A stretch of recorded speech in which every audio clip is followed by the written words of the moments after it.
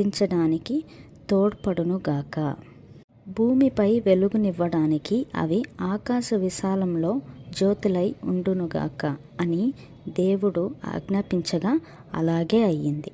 అలాగే దేవుడు 2 గొప్ప జ్యోతుల్ని ఆకాశ విశాలంలో సృష్టించాడు. వాటిలో పగటిని ఏలడానికి పెద్ద జ్యోతిని, రాత్రిని ఏలడానికి చిన్న జ్యోతిని ఏర్పరిచాడు. ఆయన నక్షత్రాలను కూడా సృష్టించాడు. భూమి మీద వెలుగునివ్వడానికి, పగటిని రాత్రిని ఏలడానికి, వెలుగును చీకటిని వేరుపరచడానికి దేవుడు వాటిని ఆకాశ విశాలంలో ఉంచాడు. అవి మంచివని దేవుడు చూశాడు.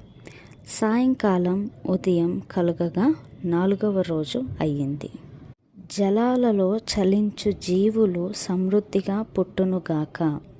పక్షులు భూమిపై ఆకాశ విశాలంలో ఎగురునుగాక అని దేవుడు ఆజ్ఞాపించాడు. దేవుడు చాలా పెద్దవైన తిమింగలాలను, నీటిలో పుట్టి చలించే ఇతర జీవులన్నీ, వాటి వాటి జాతి ప్రకారం రెక్కలున్న ప్రతి పక్షిని సృష్టించాడు. అది మంచిదని దేవుడు చూశాడు. మీరు ఫలించి అభివృద్ధి పొంది సముద్ర జలాలలో నిండి ఉండుడి.